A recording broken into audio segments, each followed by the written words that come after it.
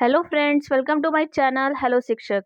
अगर आप सीटेट का एग्ज़ाम देने वाले हैं तो आप पढ़ने से ज़्यादा अब प्रैक्टिस पे फोकस करिए, क्योंकि समय बहुत कम है और आपको अब पता होना चाहिए कि जब बचे हुए समय का कैसे यूटिलाइज करना है और आपको मैक्सिमम स्कोरिंग कहाँ से मिलेगा।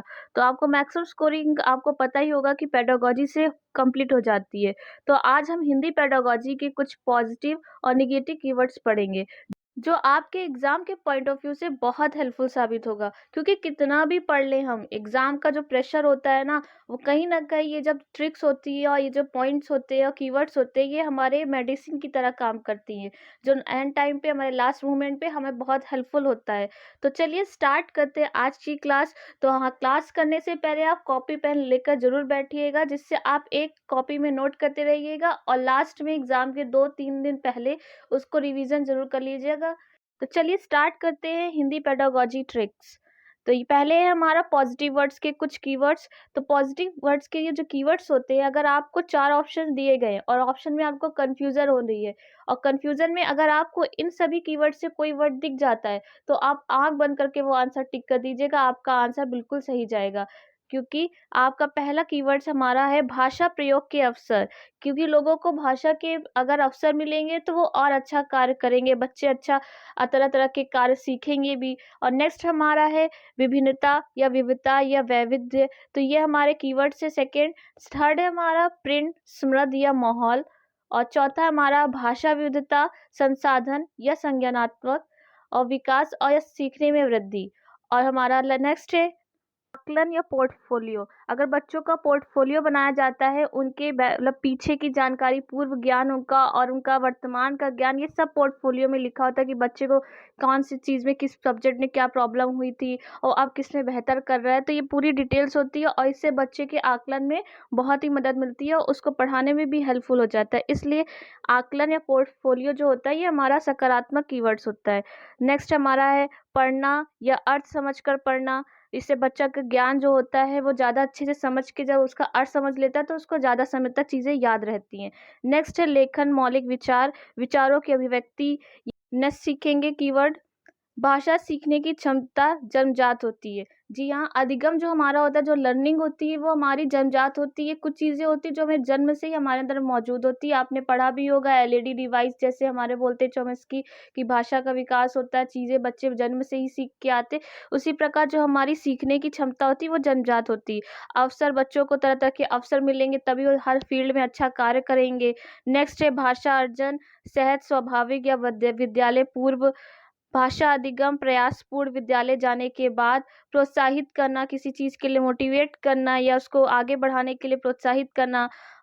या मातृभाषा को स्वीकारना या बाल साहित्य, ये सब थे हमारे पॉजिटिव कीवर्ड्स। इन सभी पॉजिटिव कीवर्ड्स में अगर आपको हिंदी के की अगर पेडागोजी में ये वर्ड्स दिखते हैं तो आप उनको बिल्कुल टिक करके आइएगा। जैसे भाषा का प्रयोग, बच्चों को तरह तरह के अवसर देना, प्रोत्साहित करना या पढ़ने के अवसर देना या फिर उनके में विकास करना, सीखने में वृद्धि करना या आकलन करना, पोर्टफोलियो तैयार करना या उनके बाद विद्यालय के पूर्व की जानकारी या उनके विद्यालय के बाद की जानकारी, बच्चों को मातृभाषा या क्षेत्रीय भाषा से ज्ञान देना, ये सब थे, ये हमारे पॉजिटिव वर्ड्स थे। नेक्स्ट हमारा क्या आता है नेगेटिव वर्ड्स। तो नेगेटिव वर्ड्स में अगर आंसर मान लीजिए आपसे पूछा जाए कौन सा आंसर नहीं है या बच्चों के लिए क्या इनमें उचित नहीं होगा, अगर इस तरह के क्वेश्चन आते हैं तो आपके 3 पॉजिटिव होते हैं और 1 नेगेटिव होता है। तो आपको किस चीज़ों पे ध्यान देना, अगर ऐसे वर्ड मिलते तो आपको आंसर वो गलत होगा आपका।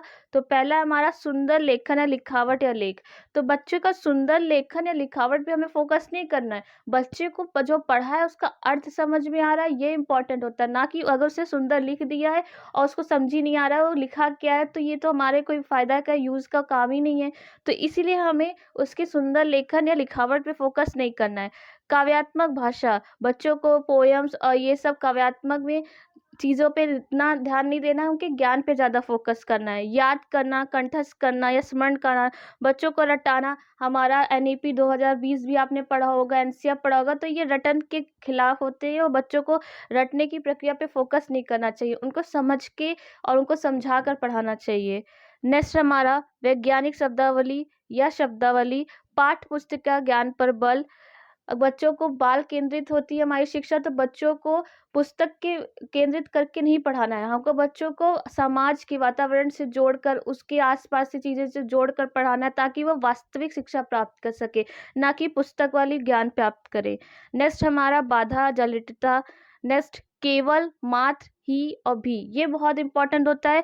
आपके ज़्यादातर क्वेश्चन में केवल बहुत मिलता है। आपने क्वेश्चन सॉल्व किए होंगे, अगर प्रैक्टिस किए होंगे तो देखा होगा, कहीं-कहीं लिखा रहता है कि केवल इसी पे कार्य किया जाए, या बच्चों के लिए केवल यही ज़रूरी होता है। तो अगर केवल, मात्र, ही भी मिलता है तो भी आपके लिए वो क्वेश्चन आपके लिए गलत हो जाएगा, वो नेगेटिव में आ जाएगा। मानक भाषा पर बल देना, हमें मानक भाषा पे बल नहीं देना है, बल्कि बच्चे के हमें मातृभाषा या क्षेत्रीय भाषा से जोड़कर पढ़ाना, ताकि उसको समझ में ज़्यादा आए। जब बच्चे को जो ज्ञान, नॉलेज है जिस भाषा की, जहाँ से वो बिलॉन्ग करता है, अगर उससे समझाएँगे तो बच्चा ज़्यादा रिलेट कर लेगा। अगर उससे कहेंगे पेड़, तो वो पेड़ समझ जाएगा, फिर बताएँगे उसी उसी पेड़ को हम इंग्लिश में ट्री कहते हैं, तो बच्चा उसको रिलेट करके माइंड में ज़्यादा समय तक याद रख सकता है, ना कि मानक भाषा पर बल देना।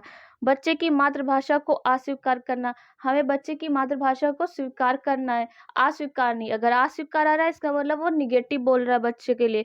तो ये थे हमारे कुछ पॉजिटिव और नेगेटिव वर्ड्स, जिनको आप एग्ज़ाम के पहले ज़रूर देख के जाइएगा। आई होप करती हूँ कि आपको ये बहुत हेल्पफुल करेगा पेडागोजी हिंदी की सॉल्व करने में, क्योंकि इतना प्रेशर होता है कि बच्चे कन्फ्यूज़ हो जाते हैं कि कौन-सा सही है, कौन-सा गलत, तो सारे ऑप्शन एक जैसे सही लगने लगते हैं। तो एक बार पढ़ने में कुछ नहीं जाता, पढ़ के ज़रूर जाइएगा। तो अपनी तैयारी में लगे रहिए। आई होप वीडियो आपको अच्छा लगा हो, तो लाइक, कमेंट, शेयर ज़रूर करिएगा। Thank you.